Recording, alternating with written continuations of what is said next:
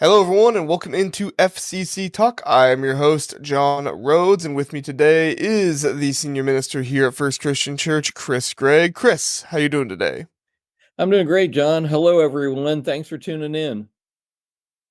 Yep, we're glad to have you here. We're glad to be talking about some different news and notes, things like that going on in the Christian world out there. We do want to remind everybody we don't necessarily get into politics here. We might talk about some news stories that have politics in the story, but we don't typically discuss those things. But we do offer ministry insights, things about our personal lives, and then we also just want to give you some good, uplifting Christian content that you can listen to. It's not a sermon. You're not listening to something where we're going deep into scripture and finding the theological meanings and things like that, but it's just kind of casual discussion about Christian news topics and things like that going on.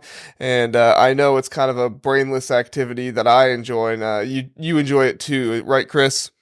Yep, Yep. I So do. we will get into our first topic here. Our first topic: Stephen Furtick is facing backlash because Elevation Church won't use words like resurrection on their Easter invite. So just about every time, Easter pops around, we have some kind of thing happening with, whether it's a weird church service or whether something has gone on that is, maybe questionable to certain believers. But in this situation, it is the invites for Elevation Church that is causing some, unsurety. I don't think that's a word, but some people are a little unsure about what Stephen Furtick is deciding here and commenting on. Chris, what is your reaction to Elevation Church and Stephen Furtick not using the word resurrection on their Easter invites? I think it's interesting. A lot of it, I think, according to the article that I read, was they were trying to avoid the Christianese of, what is resurrection, trying to probably say we're going to celebrate Jesus rising from the dead or something like that, is what I'm hearing. Sometimes you get backlash because something leaks from the inside chatter to the outside. And so I just think they're trying to be non-Christian friendly, or those that are seeking Christ friendly, is what it looks like to me.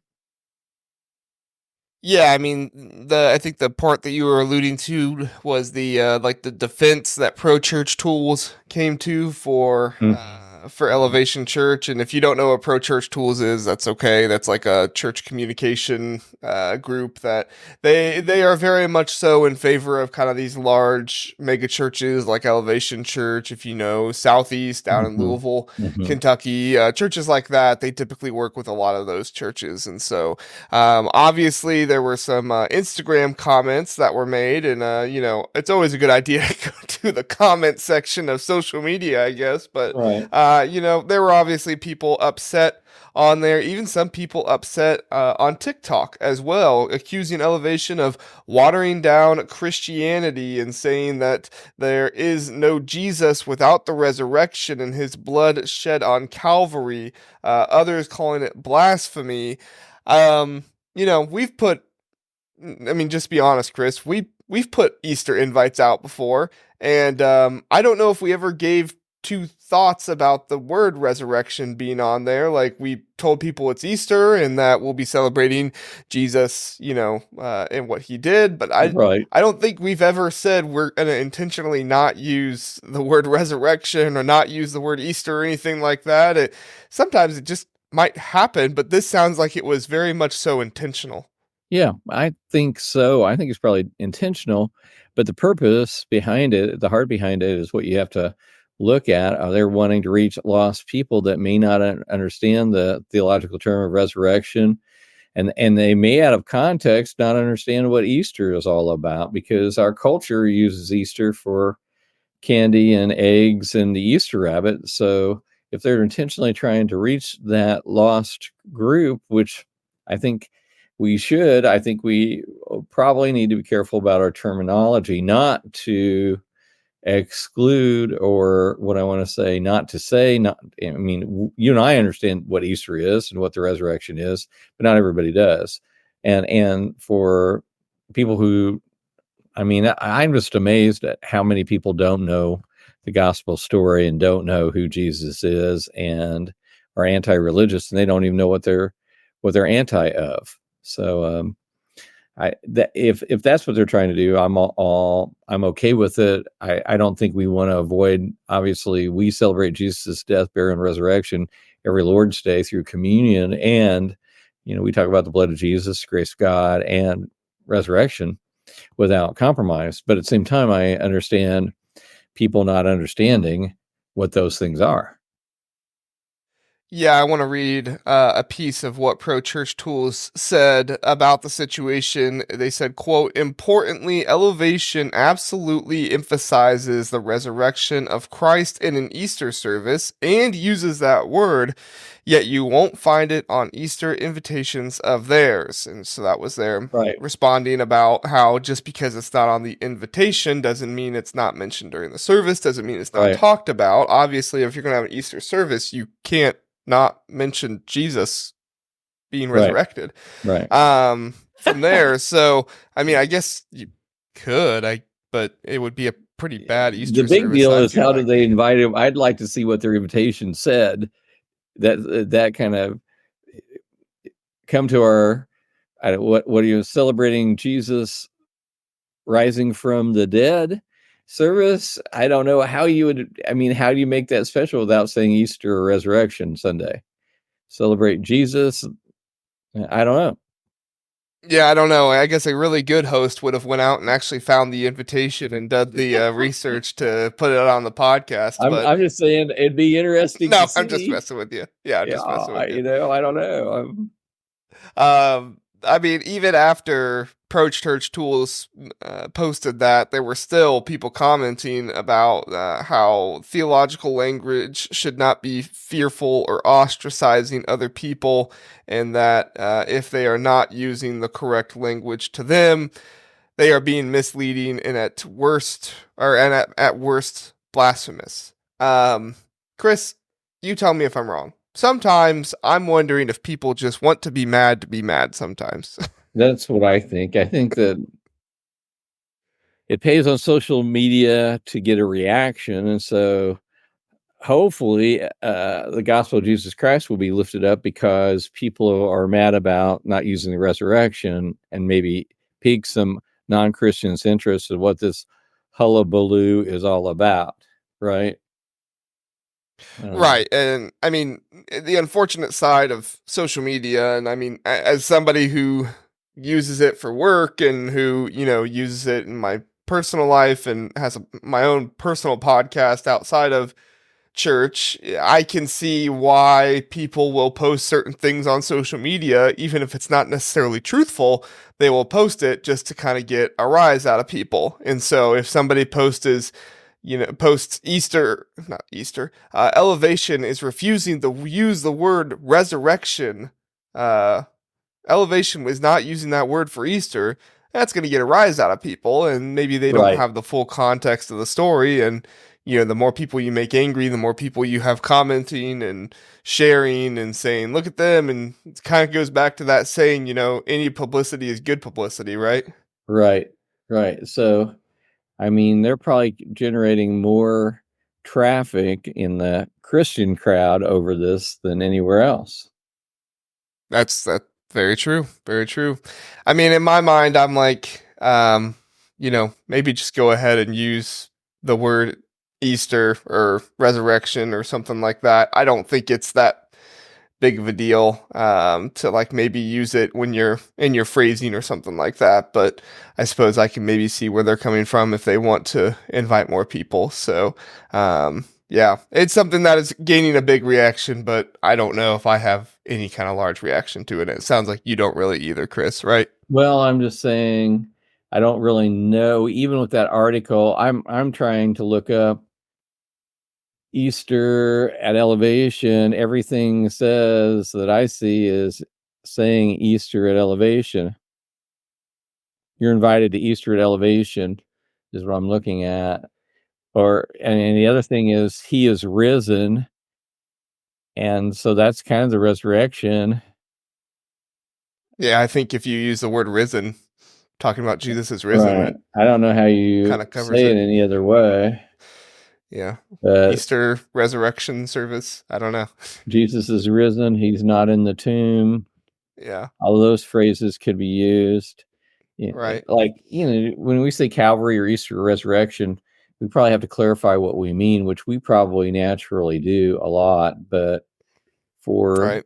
people that are trying to be more culturally sensitive, not saying that we aren't, but we pretty much call them as we see them and are pretty direct, because I don't know that we're in a culture.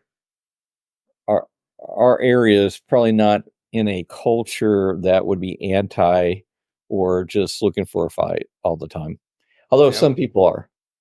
Yeah, that's true. Some people are. So, all right, Chris. Well, let's go ahead and just move on to our next topic then. Our next topic is that despite discontent about their job, overall health and wellness of pastors is better than the general public. You believe that, Chris? You are a pastor and you are a minister, whatever you want to call it. And according to a study done, I'm forgetting who the study was done by. I'm looking, I'll mention it Mhm. here in a minute. But according to a study, that the overall health and wellness of pastors and ministers is greater than the general public nowadays, which has not always been the case. Pastors have for a long time been stressed and overworked and Mhm. worked long hours, and obviously they're carrying the burden of people in their congregation who are sharing difficult life matters with them. Mhm. And on top of that, you also have to worry about, have you possibly offended somebody and they're not going to come back to church now and those kind of things. And then you have to deal with the weight of, is this person ever going to go to church again? Am I the reason why they're never going to go to church? Yada, yada, yada, tons of things. But Right. it's kind of surprising that now in 2024, it has shifted to pastors and ministers having better overall wellness and health. Chris, what is your reaction to that? Well, I was interested because I read that study and I know of people that were bailing out of ministry and churches failing and all those negative vibes from all of those statistics. But what I'm fascinating with more about this is it just means that the general public's overall health is way down, because what that article basically said, that ministers' emotional, mental, spiritual health is down, and that it's better than the general population. But what it really means is the general population's mental, emotional, and social, physical health is way down. And so I don't know that ministers have improved over the past few years. In fact, I see more people, what I would say, leaving ministry and going to do other things than I've ever seen in my life in ministry. But it just re-emphasizes how bad general overall mental, physical, and emotional health is among the general population. That's how I took it. I mean, they put a positive spin on it, but comparing us to the general population isn't really a good measure, do I think? Does that make sense? Yeah, I know no, that makes sense. it sounds really negative. What I'm saying is really negative. I'm just saying I think they're putting a positive spin on something that we were in a pandemic, disease pandemic from COVID, but now I think we're in a mental, emotional health pandemic, endemic in our culture, and we just fail to see it. More anxious, more depressed, more um, chaotic than what we were before. So that's concerning to me. So to me, it just, when they come out with this stuff, I'm just saying, what's going on that you're making people think there's something there that's not. We're just doing better than the general population, which is really in bad shape. So Yeah, I had the similar thought when I was reading through it as well, and the one area that they highlighted that I noticed was that the relationships, I'm trying to find the exact numbers here in an article. Sometimes it's difficult, but the relationships of pastors has always been something that has ranked pretty low for them. Right. Pastors and ministers Right. tend to have a hard time making friends and having solid friendships in the church, and there's a number of reasons of why that is. If anybody ever wants us to, I'm sure you and I could go into some more detail about why that is, but this probably Absolutely. isn't the the Absolutely. the time to do that. But that I noticed that kind of like that didn't really get any better for the ministers, just the margin between what the normal population has for that and what ministers have for that has just gotten smaller because our society has become Mhm. less social with one Mhm. another, and we have become less. I mean, we just had at Toastmasters the other day. We had somebody come and want to be a part of Toastmasters, and she told me, I can't remember if you were there when she said this, Chris, but she said she's just looking for more ways to get into her community. Obviously, she wants to become a better speaker as well, but she's Right. just looking for more ways to get into the community and meet more people because there are not as many events and things like that going on in our community that create those relationships and those friendships Right. that people Right. thrive on. Right. Only 9% of pastors reported physical health as excellent in 2022 compared to 24%. So it looks like their physical health has declined somewhat. Yeah, the physical health is Also, declining. you I know, thought that was saying it was increasing. mental and emotional health has below average increased from 3% to 10% in 2022. And the mental emotional health was excellent, fell from 39% to just 11% in 2022. So the overall pastor has declined, is what I see. And I feel good, but I know my health has declined from personally from 2020 till now, but that I don't know if it's significant that it was because of COVID or if I just hit that burnout point and I've gained weight since then. And I keep wanting to do something, but I don't. But I exercise twice a week. I take my days off, and I'm relatively healthy in comparison to the rest of the population personally.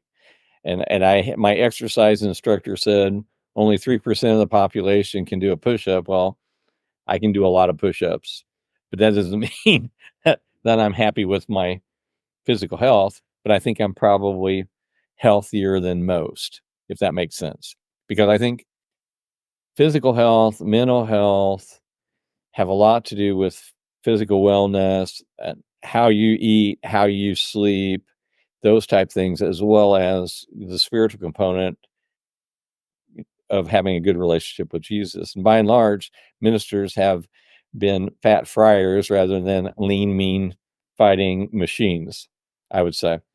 But that's just my opinion. It's not statistically backed up at all.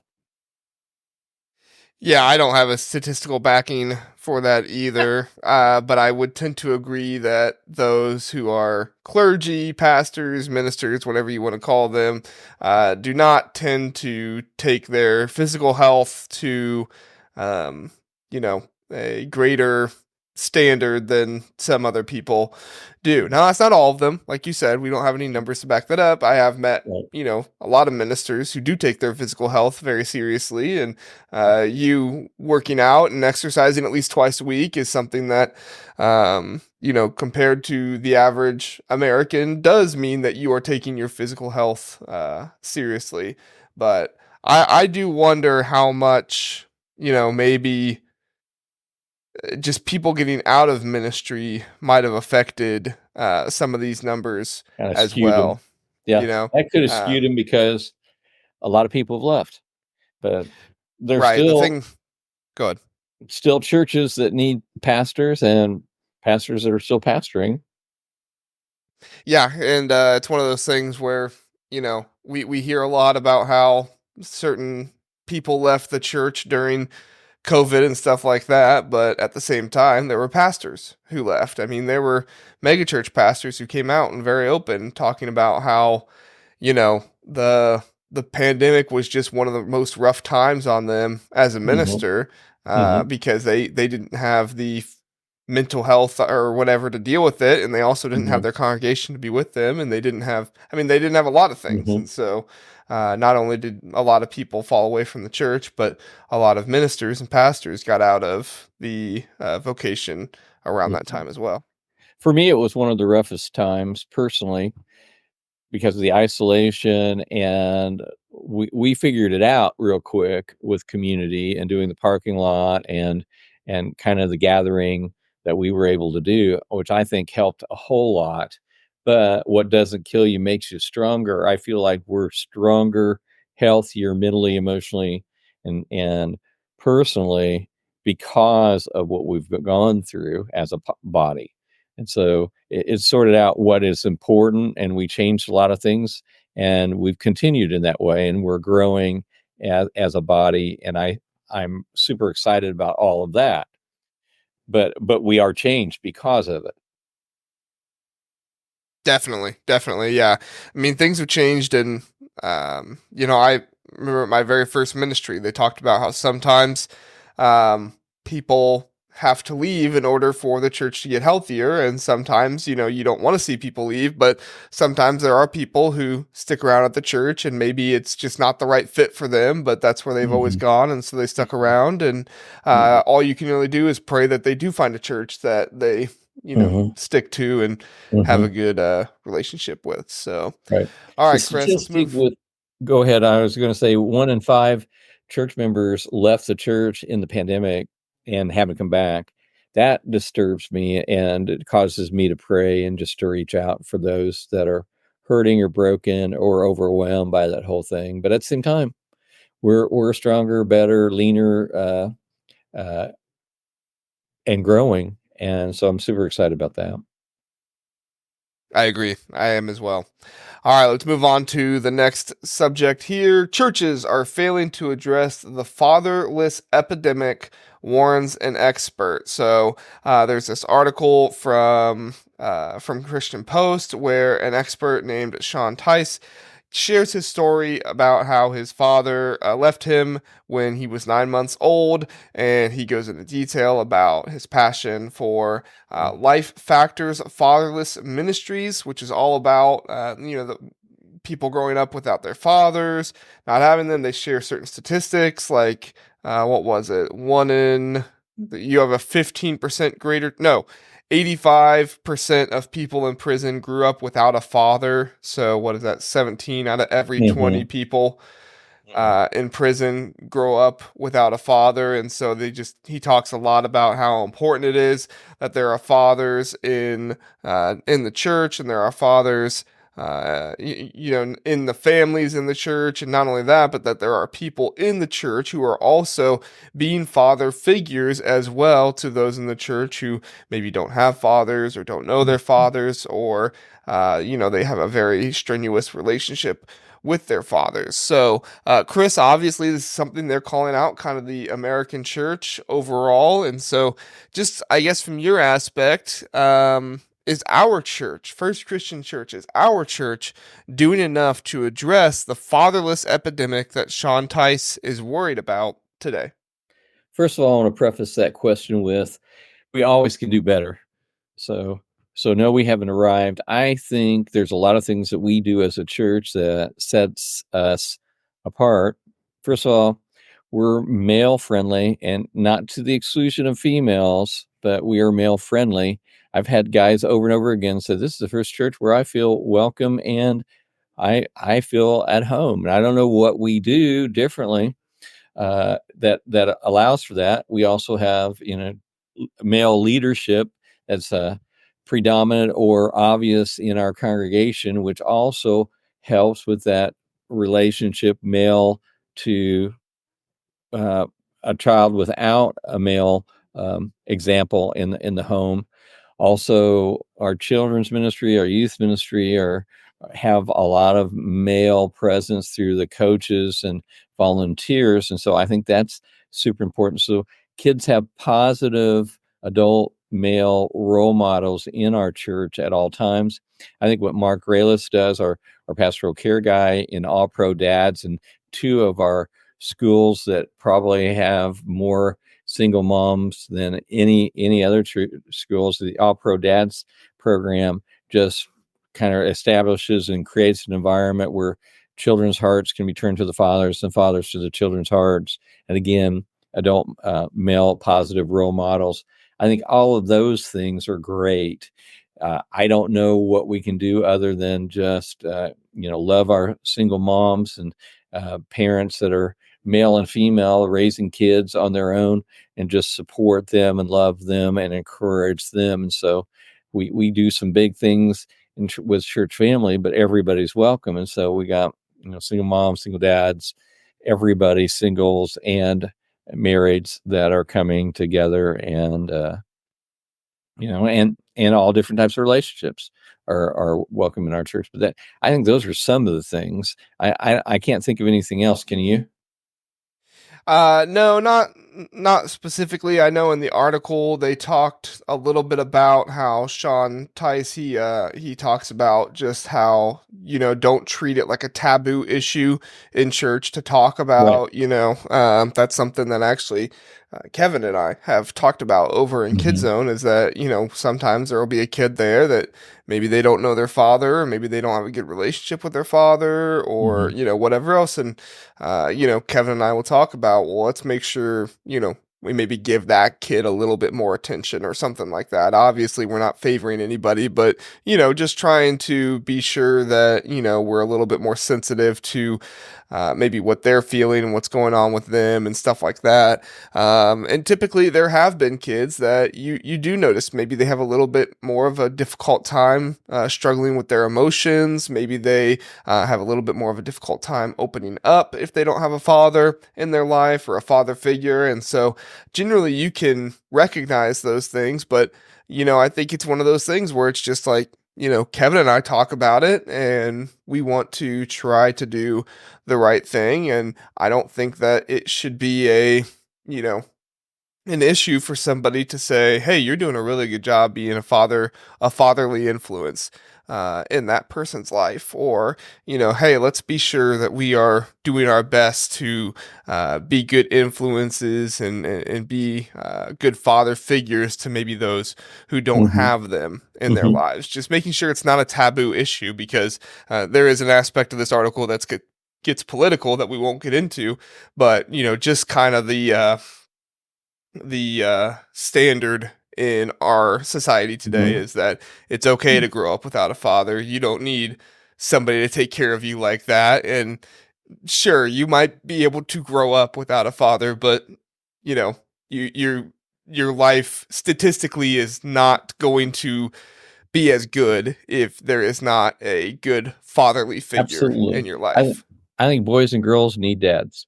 Right. Obviously, it was created that way. You see girls grow up with father hunger and have some things going on, and young men that have grown up without fathers having some things that are going on that aren't positive. Just because you have a dad doesn't mean it's a healthy relationship or a positive relationship. We hope it is, but we got to recognize that as well. But statistically, good fathers make a difference in kids' lives, For sure. as And I well as think good that's moms. something. You Right, want good exactly. moms and good dads, and so it's not just. I mean, moms are super important, but dads are super important too. Right, and that was a part that I felt like in the article, maybe the guy was suggesting that we don't just talk about fatherly influence, but we are also not afraid to talk about family structure and the way that Ab- God intended the family to be, and how that is not only a good idea and wise, but it is statistically beneficial when the family is operating in such a way that the Bible has outlined various different times. I mean, not just with mothers and fathers, but also with kids and, business owners and what they do with their employees and things like yeah. that as well. So, What I, um, what I encourage single moms to do, and over again in divorce situations or absent father or even abusive fathers, is to get a mentor, a positive Christian male role model to be involved, either grandpa or uncle or a personal family friend that is trusted, but someone healthy that kid can have a great relationship with. Boys and girls need that. And I think that we as Christian men, as trying to do what God calls us to do, should engage in those kind of relationships. I've tried to always do that with everyone around me. Yeah, I totally agree. Last question, Chris, and then we'll get you out of here. Okay. When you look at maybe just members in our church, it's one thing for us to talk about, being willing to talk about the family structure and stuff like that.